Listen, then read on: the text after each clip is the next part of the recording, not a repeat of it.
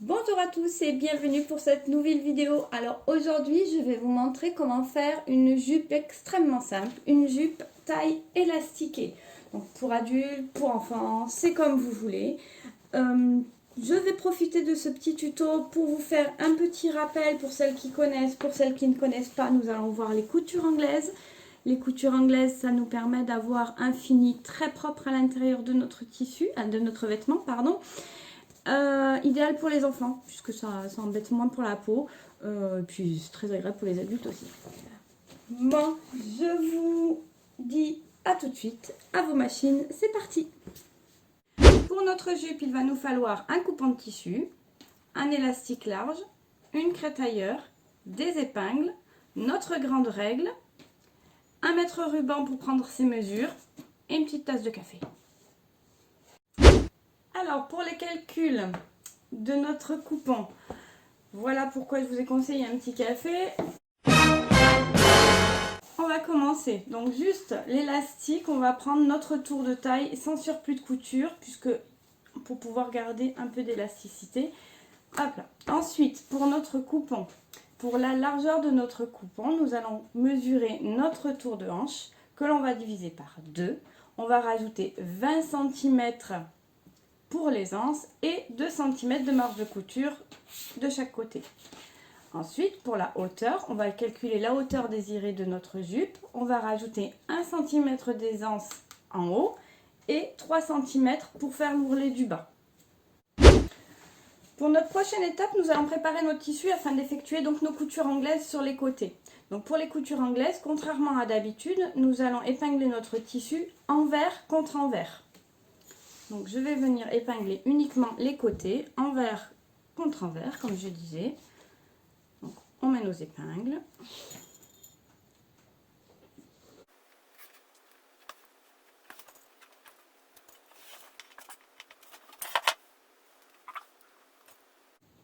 Une fois qu'on a fait ça, on va pouvoir aller à la machine à coudre, piquer à 0,5 cm du bord.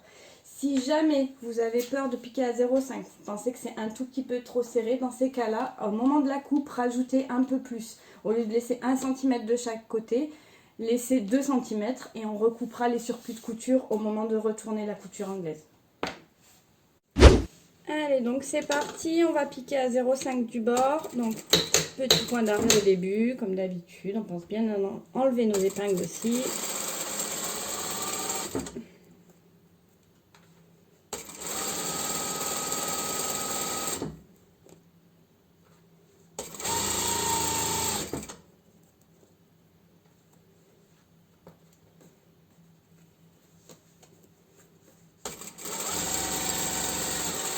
Et point d'arrêt à la fin. On fait l'autre côté.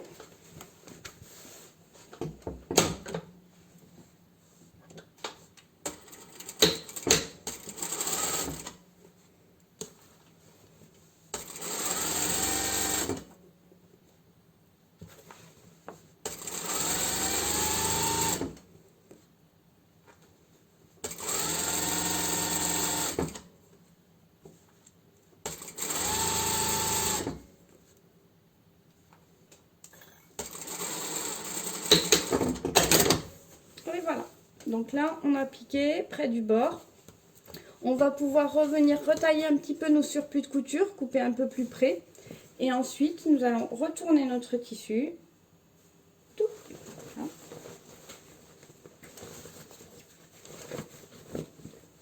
On va venir bien sortir nos coutures en les faisant un petit peu rouler sous nos doigts et bien faire un bon coup de repassage. Et notre deuxième étape pour la couture anglaise, ça sera de piquer cette fois endroit contre endroit en emprisonnant notre première couture. Donc on va venir piquer à 0,5 ou si vous n'êtes pas à l'aise, vous pouvez piquer à 1 cm pour être sûr de ne pas avoir de fil qui ressortent côté endroit. On est parti, on va au fer à repasser.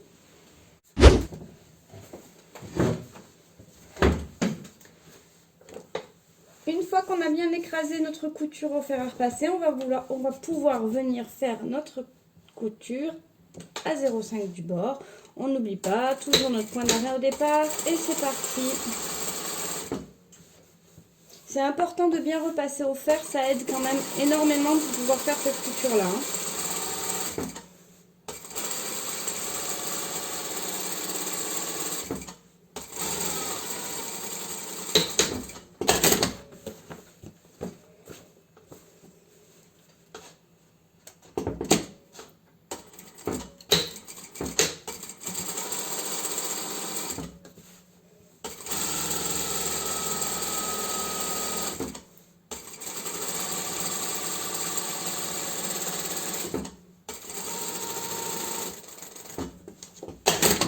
J'ai plus de canettes.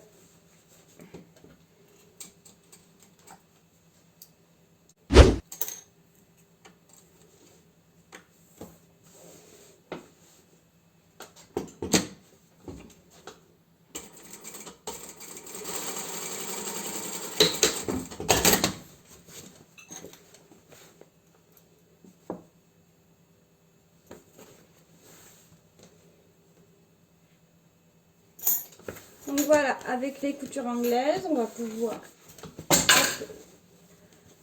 avoir des finitions très propres sur l'intérieur de notre vêtement. On va passer à présent à l'ourlet. Ça sera plus simple quand il y aura l'élastique. Donc pour l'ourlet, ce que nous allons faire, c'est que nous allons replier déjà 1 cm qu'on va venir marquer au fer, puis 2 cm. Et ensuite, nous allons venir piquer au ras de notre couture. C'est parti, on va le marquer au fer. Juste pour les coutures anglaises, que vous pouvez faire, c'est coucher les 2 coutures du même côté dans le dos. Après, en sachant que vu qu'il n'y a pas forcément d'endroit et d'envers, enfin de devant et de dos, c'est pas beaucoup d'importance. Alors pour le repassage, je voulais vous montrer une petite chose pour faire l'ourlet. Donc du coup, une fois que vous avez fait votre repli à 1 cm, donc là je l'ai déjà fait, donc je me suis servi de mon réglé comme ça, je le cale dessous, je refais mon repli à 1 cm et je repasse. Il existe aussi des petites réglettes comme ça de couture. Juste celle-ci, attention, parce que celle-ci est en plastique, donc si vous passez le fer dessus, ça fond.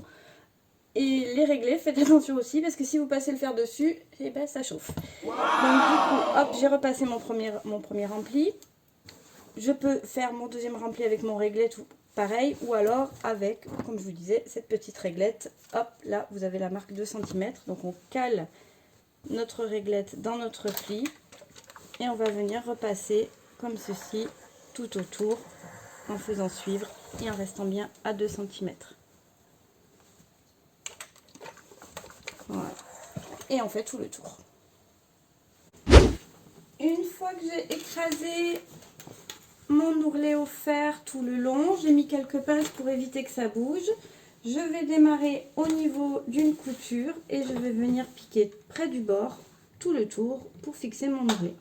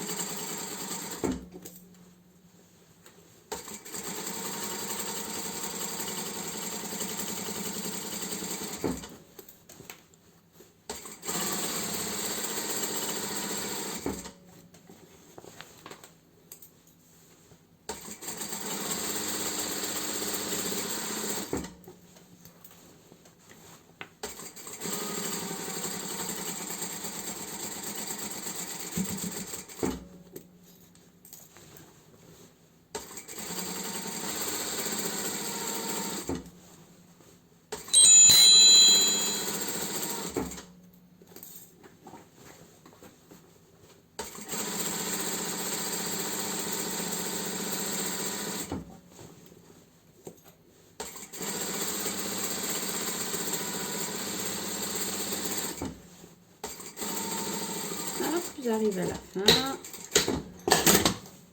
je recoupe bien les fils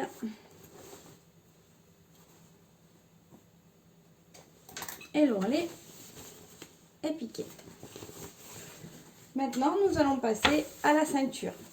Donc pour la ceinture, l'élastique, donc je vais commencer par préparer mon tissu, c'est-à-dire que je vais venir marquer le milieu et le dos. Les côtés étant cousus, je n'ai pas besoin de trop de les marquer. Donc pour marquer le devant et le dos, je fais correspondre mes coutures Les coutures anglaises, vous ferez attention de les mettre dans le même sens que là où vous les avez couchées pour l'ourler tout à l'heure. Sinon ça va vriller, ce ne sera pas très très joli. Donc là, je vais venir mettre une épingle au milieu devant et une épingle au milieu dos.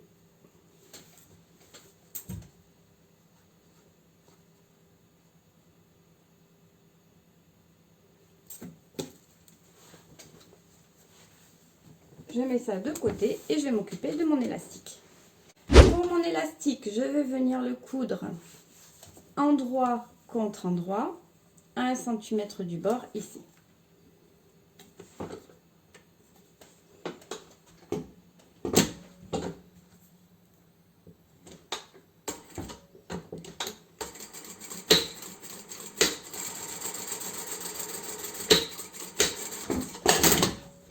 Une fois que j'ai fait ça, je vais venir ouvrir la couture et je vais venir fixer les deux morceaux pour pas qu'ils nous dérangent sur notre tissu,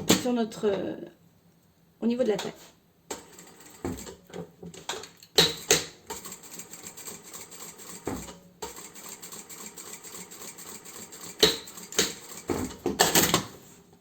D'un côté et de l'autre.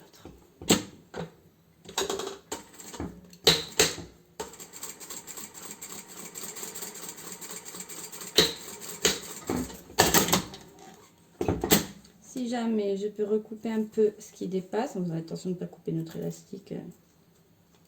Hop, je recoupe les fils.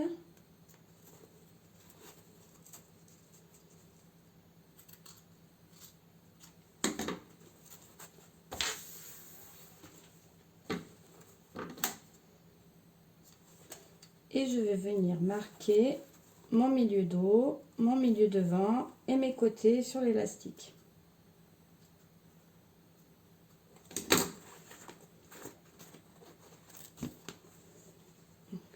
Hop, je plie au niveau de la couture. On va dire que c'est le milieu dos. Je vais mettre hop sur le milieu devant une épingle. Je fais correspondre mon épingle et mon milieu dos. Donc mon milieu devant et mon milieu dos. Donc j'ai eu un petit souci avec ma vidéo tout à l'heure, donc je vais essayer de reprendre là où ça s'était arrêté. Donc nous avions dû marquer le milieu dos, le milieu devant. Je vais faire coïncider mon épingle avec la couture du dos, hop là, et je vais venir marquer les côtés avec une épingle. Une autre petite chose que j'avais oublié de vous préciser tout à l'heure, c'est en ce qui concerne le haut de ma jupe. Il va falloir finir le bord. Donc là, je l'ai surfilé. Vous pouvez très bien, si vous avez une surjeteuse, le faire à la surjeteuse. Si vous n'en avez pas, faire un point zigzag. Ou encore faire un petit rempli pour cacher la couture, le bord brut à l'intérieur de votre jupe. Enfin, du moins, non, vous faites le petit retour sur l'extérieur, justement, puisqu'on va venir fixer l'élastique ici.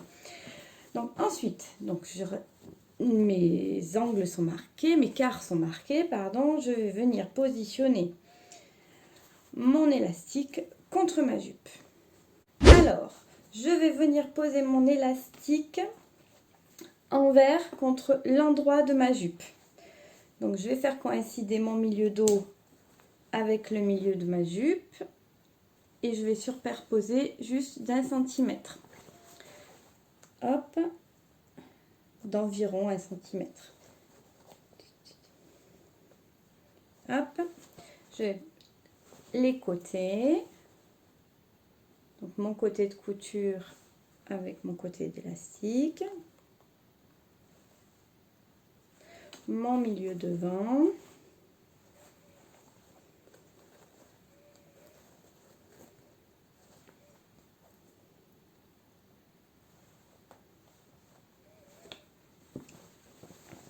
Et le dernier côté.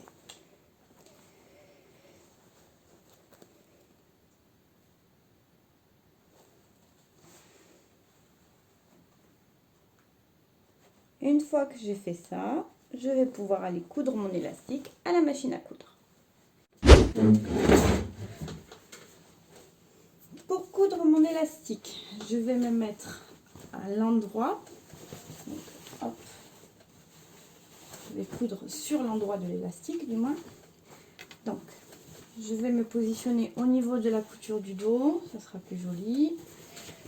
Hop, et je vais venir piquer au bord de mon élastique à environ 0,5 cm du bord. Donc pour coudre l'élastique, vous voyez qu'il y a quand même beaucoup plus de tissu que d'élastique, donc je vais être obligée de tirer sur l'élastique pour coudre au bord. Par contre, si je tire devant, il va falloir que je tienne aussi derrière pour éviter que mon tissu glisse et que ça s'emporte. Alors, dans un premier temps, je vais faire un point d'arrêt sans tirer pour bloquer mon fil et mon tissu.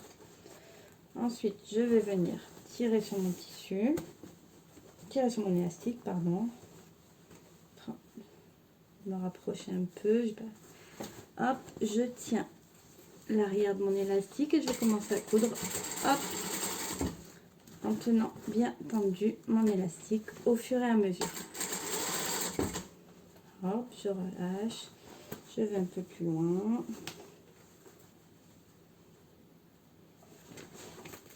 Je tiens l'arrière. On y va doucement.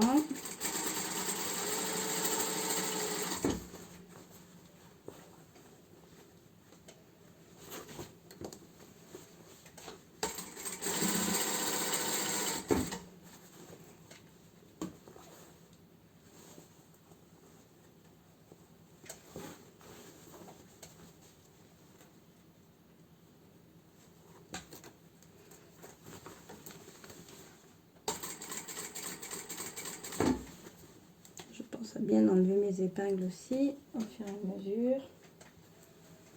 Hop, je tiens sur l'arrière.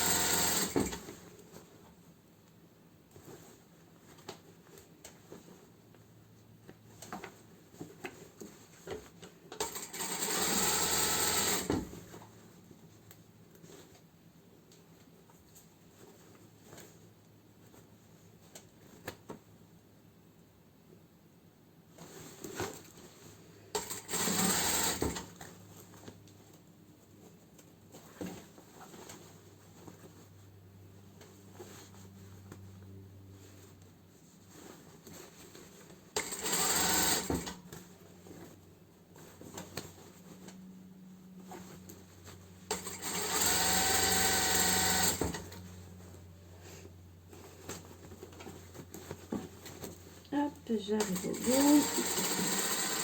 Hop, point d'arrêt. Et hop, je remets sur l'endroit. Et voilà.